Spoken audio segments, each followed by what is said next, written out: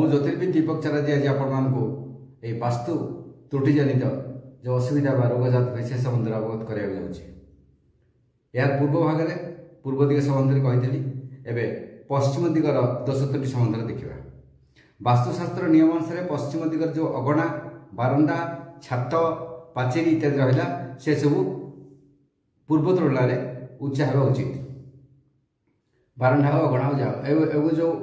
अगणा बा यू रहा छात यू रहा उच्चा होगा दरकार जगह पूर्व को ढालू होगा उचित जब सेपटर पानी एपट को पूर्व दिग को आसवा उचित यदि एपरी न हुए यार व्यतिक्रम हुए और पश्चिम दिग नीचा हुए पूर्व तुलना तार अगणा हो बारंडा हो पाचेरी नीचा हुए तेज निश्चित भाव दोष त्रुटि जागृत देखा दे था जदि एपरी होता है जदि पश्चिम दिगर पाचेरी बारंडा आपणकर छात यू जदि अगणा यू नीचा होता है पूर्व तुलना तेबे जो गृहस्वामी जी अच्छा छाती रोग पेट रोग वायुजंत रोग एवं चक्षु रोग और चर्म रोग इत्यादि देखा दे था जदि एपटर पाचेरी नीचा होता है जदि पूर्व तुलना एपटर पाचेरी नीचा होता है तेज गृहस्वामी पुत्र संतान सब असुस्थ रही था एवं जदि पश्चिम पटर पानी से पश्चिम पटे मरी जाए माने सेपटा जदि खालुआ थाए याड़ी की नगड़े और सेपटे जब खालुआ थाए से मरी जाए और सेपटे नला पचा जिनस था पानी सेपटे मरुता सनसन्तिया जगह होता है तेबे परिवार पुरुष सदस्य माने दीर्घकालीन व्याधि पीड़ित होता जमी पारालिसिस भाई दीर्घकालीन व्याधि जमी पड़ी रहा बिछना से भाव पीड़ित होता जदि एपट को गृहर मुख होता है मुख्य द्वार फाटक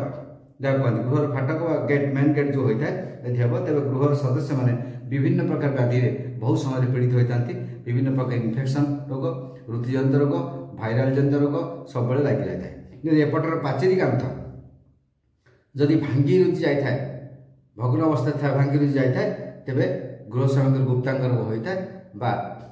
जो आपंकर जो गुप्त रोग जमी किडनी मूत्राशय यह रोग रोग जंत्रणा देखा दे था पश्चिम पटे जदि अग्निस्थान थाए चूल्हा थाए इलेक्ट्रिक मीटर थाए यह मेन स्विच थाए यू जो थाए तेरे ताप हेतुक पित्ताधिक हेतुक जो रोग जंडिस हाड़फुटी नाड़झड़ा रक्त आमाशय व्रणविस्फोटक इत्यादि प्राय लग रहे तेरे यार निराकरण कौन करवा तेरे निराकरण यह हूँ कथा ए दिग को पूर्व तुलना में उच्चा करवा यार बारंडा यार अगणा यार छातर जो लेवल रहा ऊपर जो छातर लेवल रहा एवं यार पाचेरी जो एपट जो रहा पूर्व तुलना सामान्य उच्चा करवा उचित हेल्ले किछिटा दोष शोधित हो जदि एपटे पश्चिम पटे आम जब मुख्य फाटक थाए गृहर मुख्य फाटक थाए गेट थाए तेज वरुण तंत्र जब लगेगा तेज अनेकांश वास्तु त्रुटि जनित जो बाधा ताहा प्रशमित होता है जदि शनिवार दिन परिवार समस्त सदस्य माने निरामिषाषी रुहति एवं कौन कला रंगर वस्तु कला रंगर वस्त्र हो